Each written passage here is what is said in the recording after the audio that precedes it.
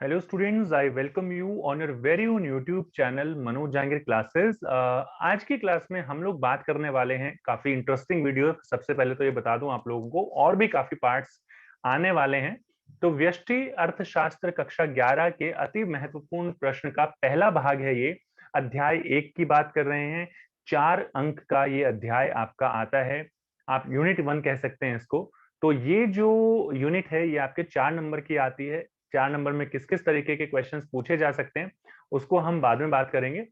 सबसे पहले यहाँ पर जो है हम बात करेंगे कि इस चैप्टर के जो सबसे इंपॉर्टेंट क्वेश्चंस हैं वो कौन से हैं और कौन से नहीं है, क्या आपको इस चैप्टर में पढ़ना चाहिए अगर आप अच्छे नंबर लाना चाहते हैं तो। क्योंकि देखिए मेहनत तो हर कोई करता है, लेकिन अगर आपने वो पढ़ा जो पेपर में आएगा तो आपके अपने आप नंबर भी जो है ज्यादा आएंगे। और मैं गारंटी के साथ कहता हूं आप इन क्वेश्चंस को अगर करेंगे you are going to get very good marks in your examination all of you. तो सबसे पहले हम बात करते हैं यहाँ पर प्रश्न संख्या 1। एक अर्थव्यवस्था की केंद्रीय समस्याओं का वर्णन कीजिए। अब यहाँ पर ये क्वेश्चन जो है आपका 3 नंबर का आ सकता है, 4 नंबर का आ सकता है। उसके हिसाब से बहुत ज्यादा लिखने की आवश्यकता आपको यहाँ पर नहीं है।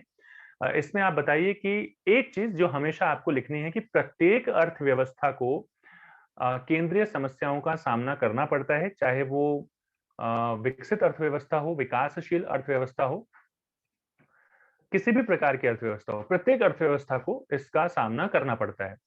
तो इसके बाद आप बताइए कि केंद्रीय समस्याएं क्या-क्या होती हैं, क्या एवं कितना उत्पादन किया जाए। ये ज्यादातर बच्चे भूल जाते हैं कि कितना उत्पादन किया जाए। तो कितना उत्पादन किया जाए ये भी आप जरूर बताएं। क्या उत्पादन किया जाने के बाद कैसे उत्पादन करें, तकनीक की समस्या होती है, किसके लिए उत्पादन किया जाए, ये आय के वितरण की समस्या को दर्शाती है।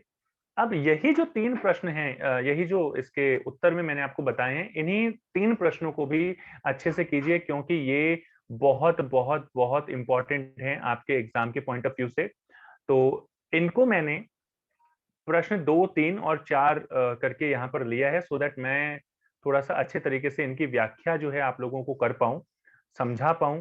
अगर यहाँ पर कोई लिखने में या कुछ ऐसी प्रॉब्लम हो गई है, कुछ गलती हो गई है तो एक्सट्रीमली सॉरी फॉर दैट। क्योंकि देखिए हिंदी में लिखना, टाइप करना और ये सारी चीजें बहुत मुश्किल होती हैं। मैंने कोशिश की है एक छोटी सी। अच्छा लगे तो वीडियो को लाइक जरूर करें, दोस्तों के साथ शेयर जरूर करें।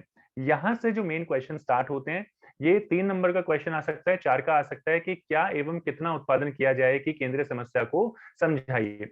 बहुत आसान भाषा में बता रहा हूँ, जो मैंने स्टार्टिंग में बात बताई वही चीज आपको दोबारा लिखनी है कि केंद्रीय समस्याएं प्रत्येक अर्थव्यवस्था को जो है उनका सामना करना पड़ता है, चाहे वो किसी भी प्रकार की अर्थव्यवस्था हो।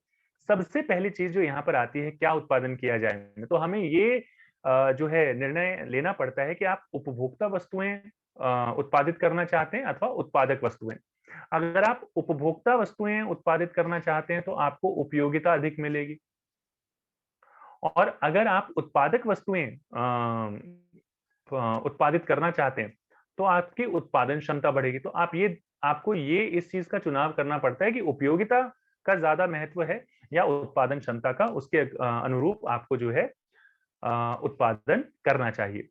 दूसरा, इसी चीज को हम इस तरीके से भी बता सकते हैं कि आपको ये चयन करना पड़ता है कि युद्धकालीन वस्तुएं आप जो है उत्पादित करें या शांतिकालीन वस्तुएं। युद्धकालीन वस्तुएं जैसे बंदूक, तोप, ग्रेनेड, इस तरीके की चीजें, जबकि शांतिकालीन वस्तुएं जैसे ब्रेड, बटर इत्यादि। तो हर तरीके से आपको यहाँ पर, चाहे आप एग्जाम्पल 1 ले लीजिए, चाहे आप एग्जाम्पल 2 ले लीजिए, दोनों में ही आपको चयन करना पड़ेगा कि क्या उत्पादन किया जाए। अब जैसे ही आप ये निर्णय ले लेते हैं कि क्या उत्पादन करना है, उसके बाद दूसरी चीज सामने आती है और इसमें हम कहते हैं कि किस मात्रा में उत्पादन किया जाए। अब अपने ये तो निर्णय ले लिया कि आप उत्पादक वस्तुएं कितनी उत्पादक वस्तुएं आपको उत्पादित करनी है, उपभोक्ता वस्तुएं उत्पादित करनी है, लेकिन इन दोनों का उत्पादन जो होगा वो किस मात्रा में किया जाना चाहिए। तो ये निर्णय भी आपको यहाँ पर लेना पड़ेगा। काफी सारे बच्चे कितना उत्पादन किया जाए का जो पॉइंट है वो यहाँ पर इंक्लूड नहीं करते हैं। आप जरूर इसको सम्मिलित करें और आई होप सो कि you all people will be able to get full out of full marks in that question. अगले प्रश्न पर चलते हैं। यहाँ पर है कैसे उत्पादन करें कि समस्या का विस्तार पूर्वक वर्णन करें।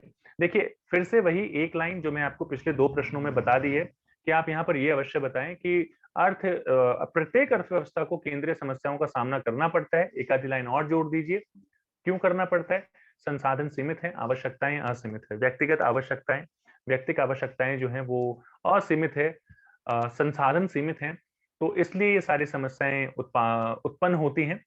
कैसे उत्पादन करें की जो समस्या है वो तकनीक के चयन की समस्या है। हालांकि चयन हमेशा ही, जब भी आप बात करेंगे केंद्रीय समस्या, तो यहाँ पर चयन की बात तो प्रत्येक स्तर पर आती है। तो चयन करना है फिर से आपको, लेकिन यहाँ पर चयन करना है तकनीक का। आपके पास किसी भी अर्थव्यवस्था के पास दो प्रकार की तकनीकें हो सकती हैं। पहली, पूंजी प्रधान तकनीक, जिसमें अधिक पूंजी का और कम श्रम का उपयोग किया जाता है।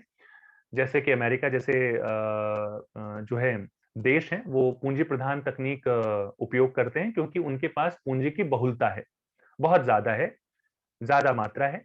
श्रम प्रधान तकनीक वह तकनीक होती है जिसमें अधिक श्रम की आवश्यकता होती है एवं कम पूंजी की आवश्यकता होती है। पूंजी कम लगेगी, श्रम अधिक लगेगा। ऐसा भारत जैसे देशों में इस प्रकार की तकनीक का उपयोग किया जाता है, क्योंकि हमारे यहाँ श्रम की बहुलता है, श्रम अधिक मात्रा में पाया जाता है।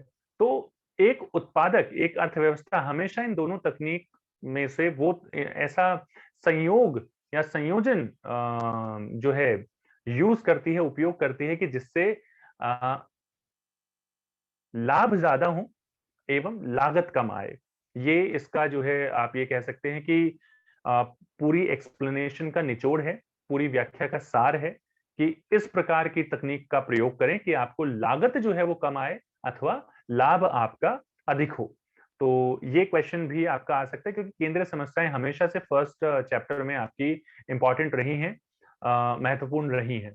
किसके लिए उत्पादन किया जाए? देखिए, ये जो समस्या होती है, आप फिर से वही चीज जो लाइन ऊपर हमने बोली है, सीमित संसाधन, असीमित आवश्यकताएं और प्रत्येक अर्थव्यवस्था को इन चीजों का सामना करना पड़ता है। तो फिर से यहाँ चयन की बात आती है। देखिए, ये जो समस्या है, ये आय के वितरण की समस्या है। प्रत्येक व्यक्ति जो है मुकेश अंबानी नहीं है, प्रत्येक व्यक्ति टाटा बिरला नहीं है कि उसको किसी भी वस्तु का कीमत, किसी भी वस्तु की कीमत बढ़ती है या फर्क नहीं पड़ता है, कुछ भी इस तरीके की चीजें। तो यहाँ पर क्या होता है कि आय का वितरण असमान होता है। असमान आय के वितरण की वजह से समस्या उत्पन्न होती है। अब आय का ऐसे कौन सी चीजें हैं जो आपकी आय को निर्धारित करती हैं? तो भाई, जो साधन कारक हैं, उत्पादन के जो साधन होते हैं वो होते हैं श्रम, भूमि, पूंजी और उद्यम।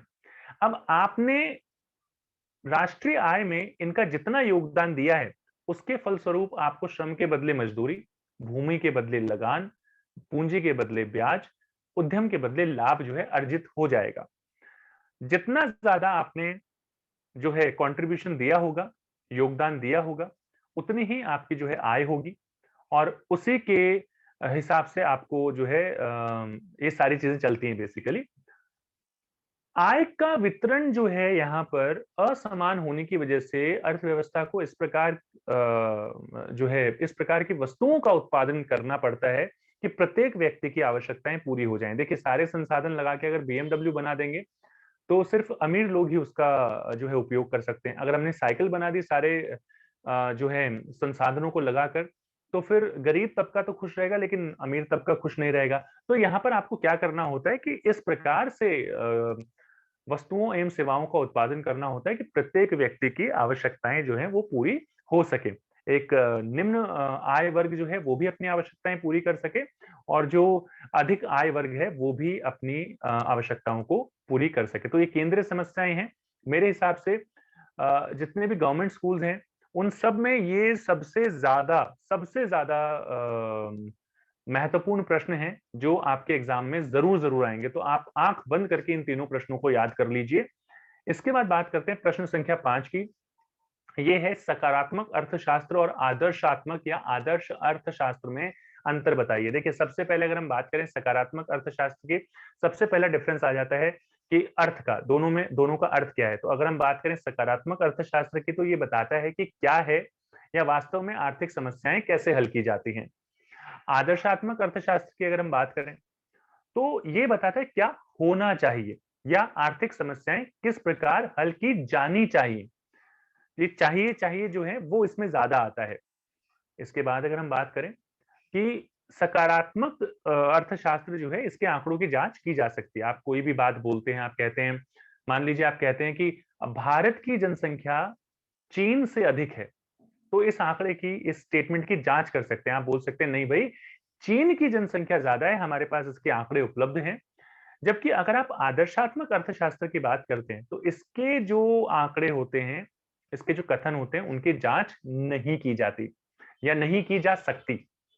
अगर हम बात करें तथ्यों की सत्यता, तो सकारात्मक जो तथ्य होते हैं, सकारात्मक अर्थशास्त्र जो होते हैं, उसमें ये तथ्यों पर आधारित होते हैं और इस प्रकार विचारोत्तेजक नहीं होते, मतलब उन पे विचार नहीं किया जाता। तो यहाँ पर तथ्य, ये तथ्यों पर आधारित होते हैं, जबकि ये व्यक्तिगत विचारों पर आधारित होते हैं, तथ्यों पर आधारित नहीं होते। कोई भी व्यक्ति कुछ भी कह सकता है कि मैं होता तो ऐसा करता या ऐसा करना चाहिए, तो इस तरीके की चीजें जो है आदर्श अर्थशास्त्र है। अ, इस तरीके के कथनों की, तथ्यों की सत्यता की जांच नहीं की जा सकती। मूल्य निर्णय की बात करें, तो यहाँ पर सकारात्मक अर्थशास्त्र कोई मूल्य निर्णय नहीं देता। ये नहीं बताता कि ऐसा कर ले, वैसा कर ले, ये बताता है, रियलिटी बताता है क्या है, क्या नहीं है। मूल्य निर्णय नहीं देता, जबकि आदर्शात्मक अर्थशास्त्र मूल्य निर्णय देता है। अगर हम बात करें, भारत की जनसंख्या बढ़ रही है, लगभग 2% के आसपास हमारी जो है वो फर्टिलिटी रेट है। अब ये सकारात्मक अर्थशास्त्र है। आदर्शात्मक अर्थशास्त्र कहेगा कि इसको कम होना चाहिए। तो ऐसी जो मूल्य निर्णय जो होते हैं, ये वैल्यू जजमेंट जो होते हैं, वो हमें आदर्श अर्थशास्त्र देता है, सकारात्मक अर्थशास्त्र नहीं देता। हम कहें भारत की कीमतें लगातार बढ़ रही हैं, उदाहरण है कीमतों में वृद्धि, सकारात्मक अर्थशास्त्र है, नहीं होनी चाहिए। तो ये हमें, ये उदाहरण है जो हमें बता रहे हैं कि भारत की जनसंख्या को नियंत्रित करना चाहिए। चाहिए चाहिए चाहिए ऐसी जो चीजें होती हैं, जिनमें चाहिए लगा होता है, या इस तरीके से आप कुछ बता रहे होते हैं, मूल्य निर्णय दे रहे होते हैं, तो वो आदर्श अर्थशास्त्र होता है। तो आशा करता हूँ कि ये सारी चीजें आपको समझ में आ रही हैं। वीडियो को लाइक किए बिना मत जाइएगा। इतने मेहनत से बनाया है, कोशिश की है। आप जरूर लाइक कीजिए, दोस्तों के साथ शेयर कीजिए। जैसे ही इस पे 1000 व्यूज पूरे हो जाते हैं, मैं आपके लिए इसका अगला भाग भी लेके आऊंगा। तो जल्दी से जल्दी दोस्तों के साथ शेयर कीजिए, ताकि नया इसका जो है अगला भाग जो है आपको जल्दी से जल्दी मिले। यहाँ पर हम बात करते हैं प्रश्न संख्या 6 की। व्यष्टि अर्थशास्त्र और समष्टि अर्थशास्त्र में क्या अंतर होता है? तो व्यष्टि अर्थशास्त्र व्यक्तिगत इकाइयों की का अध्ययन करता है। समष्टि अर्थशास्त्र समष्टि अर्थशास्त्र अर्थशास्त्र के स्तर पर आर्थिक समस्याओं का अध्ययन करता है। अर्थ के आधार पर आप इसको जो है, इनमें अंतर बता सकते हैं। इसके क्या उपकरण होते हैं? व्यष्टि अर्थशास्त्र की अगर मैं बात करूं, तो व्यक्तिगत मांग, व्यक्तिगत पूर्ति, जबकि समष्टि अर्थशास्त्र की बात करूं तो समग्र मांग, समग्र पूर्ति। उद्देश्य क्या होता है? इसका उद्देश्य होता है कीमत निर्धारण, कीमत का निर्धारण करना। मैं रोक रहा हूं अपने आप को लिखने से, क्योंकि ये लिखने से काफी बड़ा हो जाता है, जबकि यहाँ पर आय का निर्धारण, वीडियो काफी बड़ा हो जाता है क्योंकि लिखने में टाइम लगता है, और मैं नहीं चाहता कि ये सारी चीजें आपको बताऊं। इसके जो उत्तर हैं आप अपनी जो है पुस्तक है वहां से भी निकाल सकते हैं। वैकल्पिक नाम क्या होता है? तो इसको बोलते हैं, क्योंकि ये कीमत निर्धारण करता है, तो कीमत सिद्धांत बोला जाता है इसको, जबकि इसको आय सिद्धांत बोला जाता है। आय व रोजगार का सिद्धांत आप कह सकते हैं। उदाहरण क्या है? व्यक्तिगत आय, व्यक्तिगत पूर्ति, व्यक्तिगत उत्पादन। समष्टि अर्थशास्त्र की बात करूं तो राष्ट्रीय आय, राष्ट्रीय उत्पादन, बचत, निवेश, इस तरीके की चीजें। अगर मान्यता की बात करूं, तो व्यष्टि अर्थशास्त्र को जब हम अध्ययन करते हैं, तो समष्टि अर्थशास्त्र के चरों को जो है समान माना जाता है कि उनमें कोई परिवर्तन नहीं होता। जबकि अगर हम बात करें समष्टि अर्थशास्त्र की, तो समष्टि अर्थशास्त्र का अध्ययन करते हुए हम व्यष्टि अर्थशास्त्र के चरों को स्थिर मानते हैं, कांस्टेंट मानते हैं। तो ये डिफरेंस है व्यष्टि और समष्टि अर्थशास्त्र में। यहाँ पर इसके बाद आर्थिक समस्याओं के उत्पन्न होने के कारण, तो यहाँ पर 3 कारण है। ये क्वेश्चन भी काफी इंपॉर्टेंट है भाई। मैंने बहुत सिलेक्टिव क्वेश्चंस यहाँ पर लिए हैं, देखिए, जो आपके एग्जाम में आते हैं। तो सीमित संसाधन, संसाधन सीमित है, आवश्यकताएं असीमित है, और संसाधनों का वैकल्पिक प्रयोग संभव है। यानी कि यूज 1, यूज 2, प्रयोग 1, प्रयोग 2, प्रयोग 3, इस तरीके से। जैसे हमारे पास भूमि है, तो भूमि को हम रहने के लिए उपयोग कर सकते हैं। रहना, उत्पादन कर सकते हैं उस पर, मान लीजिए गेहूं वगैरह जो है उगा दिया हमने, या फिर उसके ऊपर हम जो है कोई उत्पादन यूनिट या कोई बिजनेस वगैरह कुछ स्टार्ट कर सकते हैं। तो वैकल्पिक प्रयोग इनको बोलते हैं, ये संभव है यहाँ पर। इसके बाद बात कर लेते हैं उत्पादन संभावना वक्र। ये तो भाई बहुत बहुत इंपॉर्टेंट क्वेश्चन है, लेकिन अगर आप इसको देख रहे हैं 2020-2021 के संदर्भ में, यानी कि इस साल के संदर्भ में, तो ये सिलेबस से बाहर कर दिया है, जो सिलेबस डिलीट हुआ है। अदरवाइज अगर ये आपका मतलब सिलेबस डिलीट ना हुआ होता कुछ भी, तो मैं आपको उत्पादन संभावना वक्र और इसकी विशेषताएं, ये दो चीजें मैं आपको जरूर जरूर कहता कि आप ये पहले करके जाइए, बाकी सारी चीजें बाद में कीजिए। बट यहाँ पर ये दोनों चीजें ही हमारे सिलेबस से बाहर है, so we are not going to talk about them. यहाँ पर बात कर लेते हैं एक नंबर के, एक अंक के महत्वपूर्ण प्रश्न।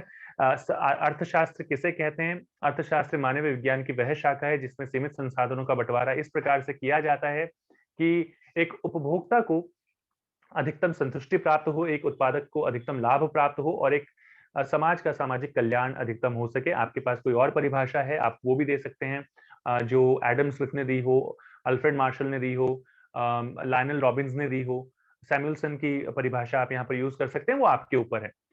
एक वस्तु का सर्वश्रेष्ठ वैकल्पिक मूल्य जो होता है उसको हम अवसर लागत बोलते हैं। अर्थशास्त्र तो मैं बता चुका हूं। किसी वस्तु का सर्वश्रेष्ठ वैकल्पिक मूल्य जो होता है उसे अवसर लागत कहा जाता है। दुर्लभता क्या होती है? जब किसी वस्तु की मांग उसकी पूर्ति से अधिक हो, तो इस स्थिति को दुर्लभता कहा गया है। अर्थव्यवस्था क्या होता है? अर्थव्यवस्था क्या होती है? अर्थव्यवस्था एक प्रणाली है जिसमें जो लोगों को आजीविका प्रदान करती है। और आर्थिक समस्या क्या है? भाई चयन की समस्या, चुनना, चुनाव करना, यही आर्थिक समस्या है। तो ये कुछ प्रश्न हैं यूनिट 1 के, भाग 1 के। भाग 1 के आशा करता हूं आप सब लोगों को पसंद आए होंगे। देखिए, लाइक जरूर कीजिए और शेयर जरूर कर दीजिए दोस्तों के साथ, क्योंकि यही हमारे लिए मोटिवेशन का काम करता है। और अगर जैसे ही इस पे 1000 व्यूज कंप्लीट हो जाते हैं, मैं आप लोगों के साथ जो है वो नेक्स्ट यानी कि अगला भाग जो है लेके आ रहा हूं, ये मेरी गारंटी है। तो जल्दी से जल्दी जितना अपने दोस्तों में शेयर कर सकते हैं शेयर कीजिए। बाकी मिलते हैं आपसे। ये वो वीडियो एक छोटी सी झलक दिखा रहा हूं मैं हिमेश रेशमिया के जो है लैंग्वेज में बोलूं तो झलक दिखा दी है मैंने अध्याय 2 की, जो 12 अंक का है, कितना महत्वपूर्ण है ये। तो जल्दी से क्या कीजिए, इस वीडियो को पहुंचाइए 1000 व्यूज तक। बाकी मिलते हैं आपसे नेक्स्ट क्लास में, नेक्स्ट वीडियो में। और बाकी के वीडियोस देखते रहिए, प्लेलिस्ट में जाइए, चेक कीजिए। अगर आप हमें इस वीडियो को फेसबुक पर देख रहे हैं, हमारे फेसबुक पेज को लाइक कीजिए।